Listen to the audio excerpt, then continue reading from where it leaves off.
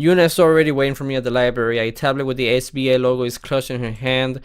She smiles and breathes a sigh of relief when she sees me. Oh, good. You're still wearing your uniform.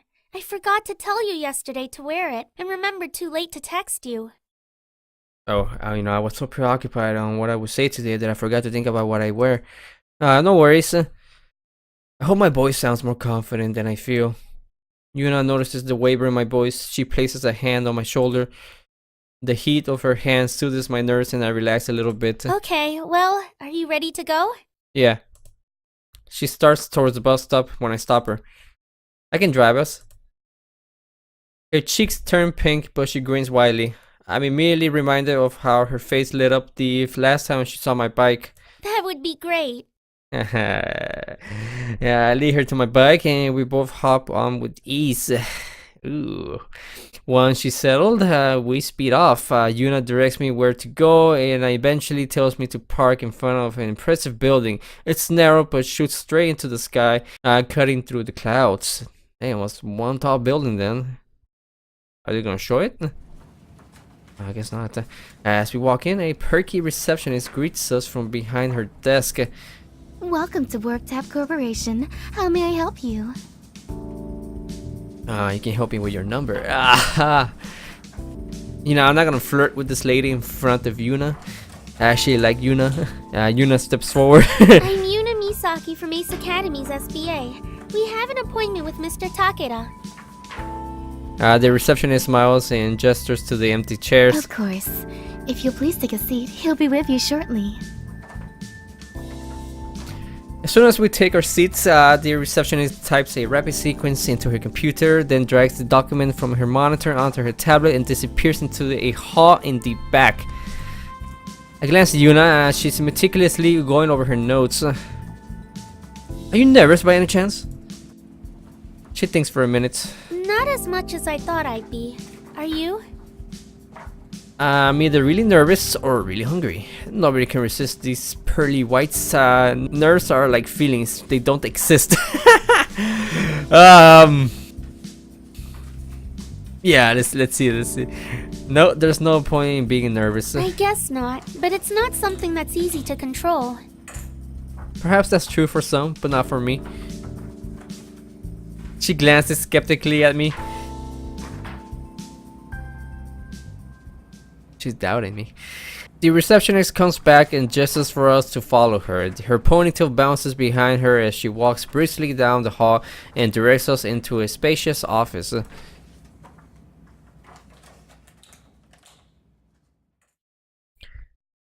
A portly older man sits behind an old-fashioned mahogany desk. His jowls wiggle as he offers us seats, which we both take. The walls are painted white, but one wall has a translucent sheen with Yuuna's SBA submission packet projected on it. His chair squeaks in protest as he leans forward to greet us. Miss Misaki, it's a pleasure to see you again. Again? Thank you for agreeing to meet with us, Mr. Takeda. I'd like to introduce my associate. I'm Jerry McDouche. It's nice to meet you. He nods in acknowledgement while Yuuna continues. He is here to represent his team at Ace Academy. And you are in need of a sponsor. Yes, sir. He waves a hand towards the wall and shuffles the data on there. As you can see, Miss Misaki did a detailed job of describing you and your team in your application. But I'd like to hear from you. Tell me about yourself. I've always had an interest in gear. I like long walks on the beach. What's there to tell? I think we should take this a little more seriously than usual. Okay, so let's go with this one. I've always had an interest in gear. I grew up in the world of gears and knew from an early age that I wanted to be a pilot. While a student at CNY, I began my program in piloting and earned top marks in all of my classes.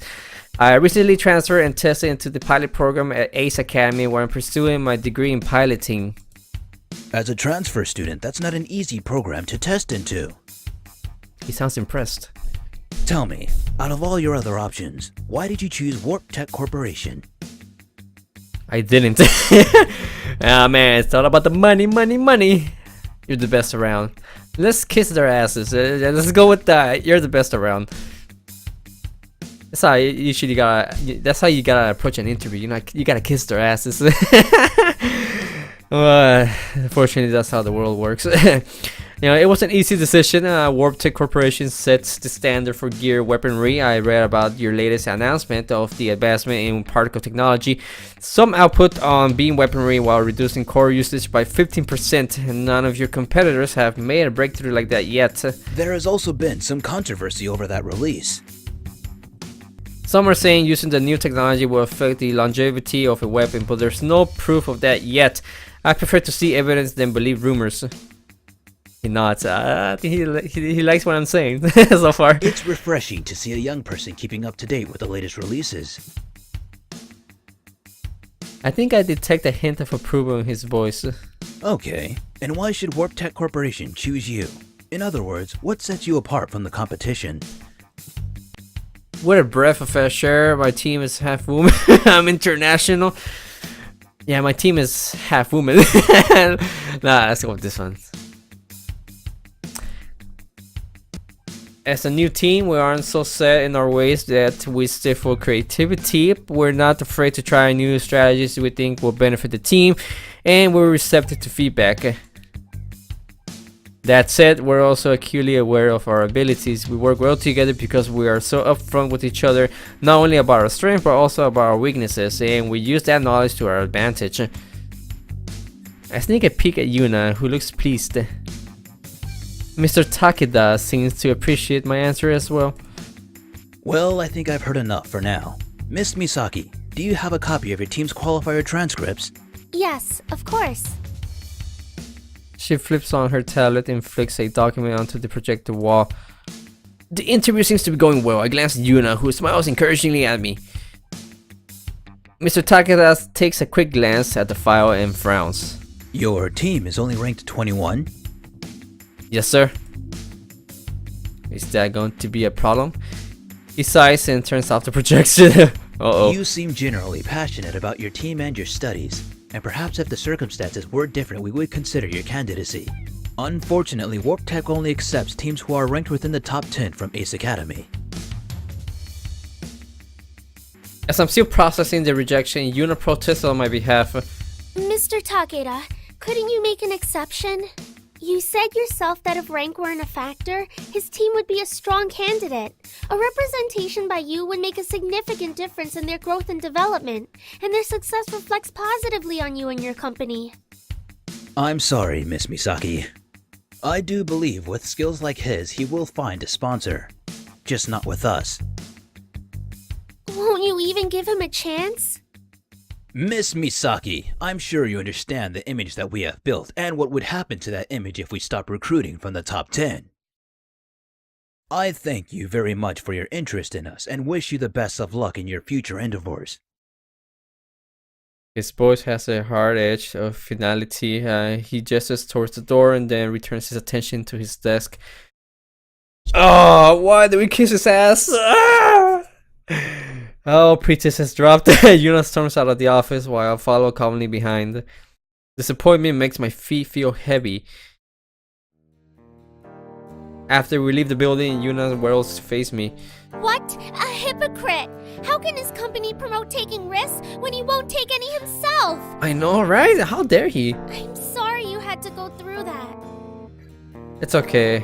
It was a long shot anyway. Even though we didn't get the sponsorship, I still appreciate you helping me out. Don't give up just yet.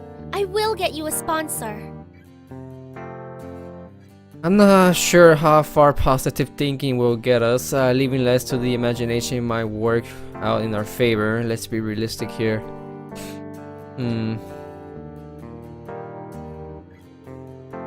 Yeah, let's be realistic. The teams will need to beat are all in the top 20. What are the chances of us finding a good sponsor who hasn't already been scooped up by competing teams? It's fine. I'll take care of it. How? It's my job. Let's just go back to campus. There's work to do. Okay. Without waiting for me to answer, she hops on the back of my bike. I get on after her and start the engine. Well, that was a bust. Yuuna is quiet the entire ride back to campus. When we arrive, she gives me a hurried goodbye and rushes off. leaving me wondering just what she has planned. Well, sitting here and stewing in my thoughts isn't productive. I have some time before I need to go home. Maybe someone will free up. Damn it, only show? Okay, let's see what he's up to. Let's see if Show wants to hang out at the arcade or something. I call and he picks up after a few rings. What's up? Let us partake in the merriment of cyber skirmishing. Ask Show out on a date. Let's go to the arcade. Let's go with this one. Maybe he's gay. Yeah, we don't know. Obviously we're not gay, but maybe he is. Let's just mess with him a little bit. Show, let's go on a date. Isn't it a little too soon to switch teams? I thought about it and I realized you're the only person I want to be with. Wait, are you being serious right now? Yes, more serious than I've ever been. The next few seconds of silence are painfully awkward. Of course I'm kidding, of course! You want to hit up the arcade? Oh, of course. I knew it was a joke. I was just playing along. Well, that was awkward. Although he tries to play it cool, I can tell he's flustered. I'm down for the arcade. I'll meet you there. After hanging up, I head out to the arcade.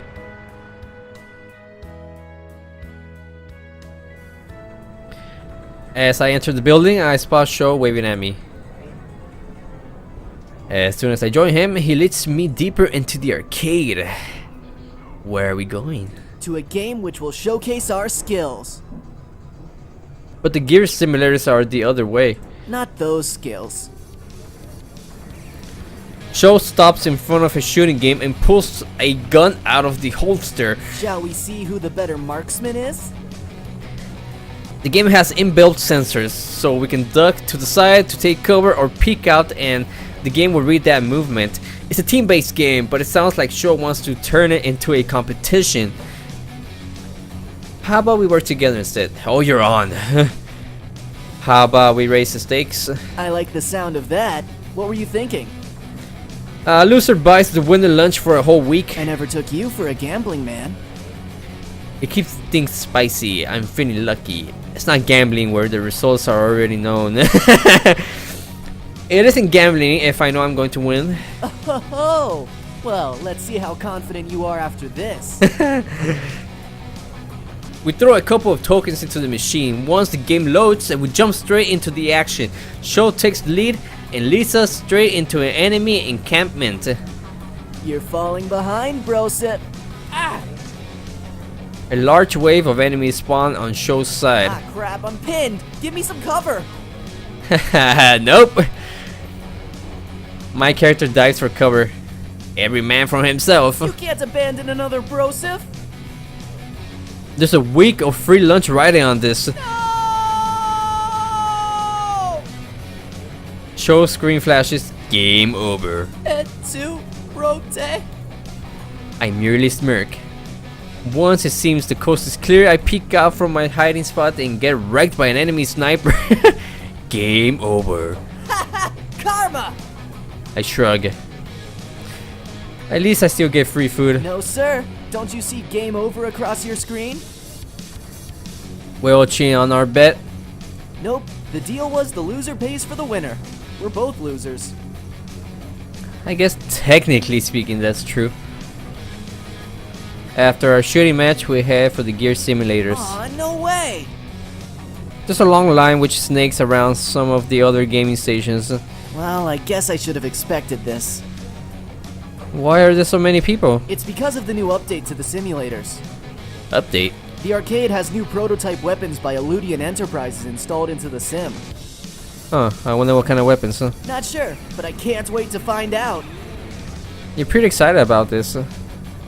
He scratches his head and wears a sheepish grin. Yeah, it's because I really do like Gears. Gears of War? What got you into them in the first place? Sure, looks like he's struggling to find the words. Nah, it's stupid. I'm sure it's not. You can tell me. I'm your brosif after all. It's strange to see him look so serious. After a few more seconds of hesitation, Sho finally speaks. I got beat up a lot as a kid. Nah, I feel like a jerk. I didn't know. He takes a deep breath. I was always the one being picked on in class or after school. That's why I hung out alone a lot. Then one year, my mom bought me this sweet gear action figure for my birthday. Man, I loved that thing. It was so awesome. But the kids from my class, they pulled it from my hands and laughed as the leader smashed it against the concrete. Oh man. I sat there, my eyes red from crying, and I thought, if only I had a real gear. Sho, I'm sorry. He doesn't faze me. If I had known this was such a sensitive topic, I wouldn't have brought it up. No, it's good to finally talk about it, you know? Suddenly, his body starts shaking. Are you alright? Look, I didn't mean to bring up... Wait, don't tell me. I can't believe you actually fell for it! You mother effer! Okay, you got me. Give me back my sympathies. I take back every nice thing I just said. I'm sorry, it was just too good to resist. Maybe I should give up my piloting career to become an actor. Yeah, maybe. Don't push it. So, what's the real story? Sho shrugs. There isn't one. There's just a feeling, you know? Being inside the cockpit, your hands on the control panels, and the only thing you see out of your visuals is down the barrel of your opponent's rifle. You mean like the thrill? Didn't take you for an adrenaline junkie? That's not exactly it. In a match, everyone is an equal. You could be the son of the president or missing a leg or whatever, and none of that matters. All that matters is if you have what it takes to win. Well, matches aren't really equal. If you're the son of the president, you can have the best equipped gear in the nation, which will obviously give you the advantage over the gear with average equipment. True, which is why matches held between standard gears are my favorite. Then it really is based on skill alone. Sho is unusually serious and speaks in earnest, although he's still smiling. It's not his usual goofy grin. He might come off as someone who doesn't take anything seriously, but after what he just shared, I get the feeling this facade hides a mind that is observant and alert. Interesting. I don't share that with a lot of people. I don't think they'd understand. I don't really know what to say. Luckily, Sho's signature grin returns. Anyway, good talk. Yep. You can talk to me anytime. Yep, no need to repeat it. Okay, then now we can focus on the games. Sho grins and rattles the tokens in his pockets in anticipation. The line dwindles as we've been talking, and before we know it, it's our turn. Looks like we're next. Sho and I take our places inside the simulation pods, and we continue to battle each other until Sho has to leave.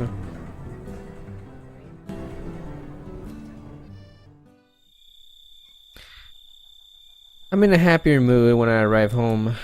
Hey guys, I'm home. You can't just decide that without telling me. Uncle Kaito's voice stops me. I can see him pacing back and forth in the kitchen. So cut it short. This is the opening day of my new restaurant. They'll expect me to be there, and they'll expect you there too. As I get closer to the kitchen, I can hear a woman's voice on the other end of the line. I really don't care. Part of our arrangement was that we'd consult each other before making a decision, and you didn't.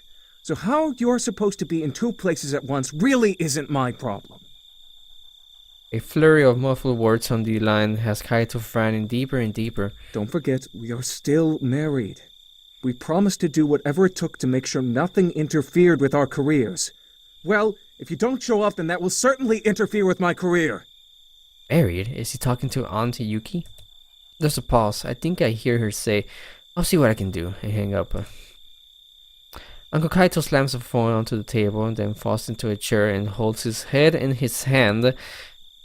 Hey, Uncle Kaito. He glances up and gives me a weak smile. You're back. How was school today? Good. I sit beside him. I wasn't trying to eavesdrop, but I heard you talking to Aunt Yuki just now. He looks a little uneasy, but waits for me to finish. What did you mean by still married? Isn't Aunt Yuki just away on business? Sort of. Kaito sighs wearily and rubs his temples. I suppose you're old enough to know the truth. Your aunt and I are separated. We have been for the last 6 months. The last 6 months, huh? But you aren't divorced.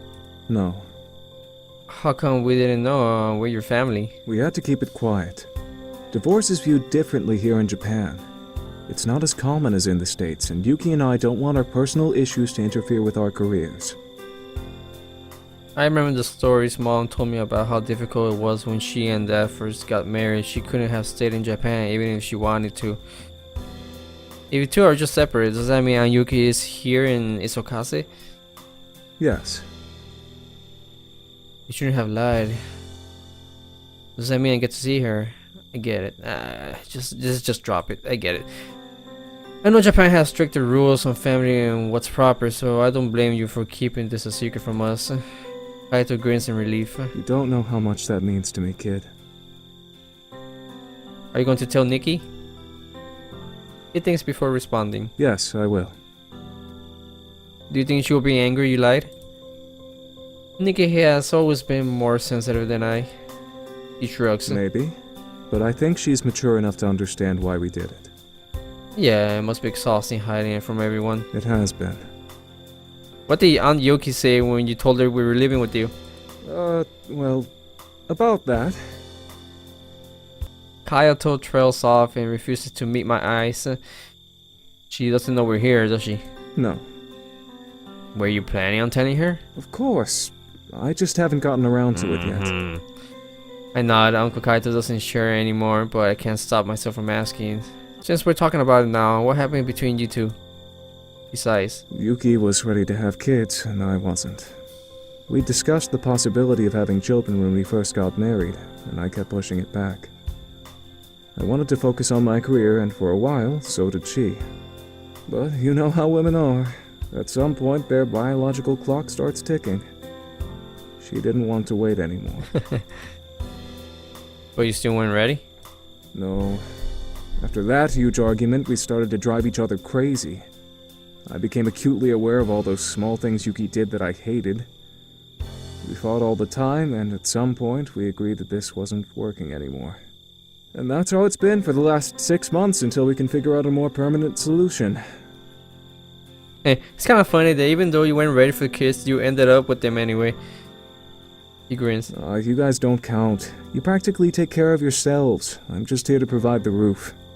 Gee, thanks. Maybe it's a good thing you didn't have kids. He laughs. So what was this phone call tonight about? Kaito turns solemn again. Part of our agreement for our separation was that we will both do whatever it takes to keep up the pretense of marriage when it involves our careers. Oh, why not? She's going on some sort of retreat with her girlfriend. Normally we consult with each other before booking any trips to prevent something like this from happening. But this time she didn't. I really need her there. She'll be there. Auntie Yuki and a girl. Clearly this arrangement isn't working either. Wait, hold. Backtrack a little bit. Girlfriend? Did you say she's going on a retreat with her girlfriend? Yes? Why? Her girlfriend. Yes? Uncle Kaito, I've discovered the reason why your marriage didn't work. Auntie Yuki likes women. He stares at me for a second, then bursts into laughter. No, her friend who is a girl, not her girlfriend. Oh. She is very much into men. Okay. I mean, very into men. Oh, okay. I believe you. Trust me, she's definitely a fan of... Please stop. Uncle Kaito glances at the clock and stands. I didn't realize how late it's gotten. I have an early start tomorrow. Don't you always have an early start? You get up before I do. True, but I have an even earlier start than usual. Eek. We say goodnight and Kaito heads upstairs. I go into the living room and turn on the TV. After watching my shows and the news, I turn in for the night.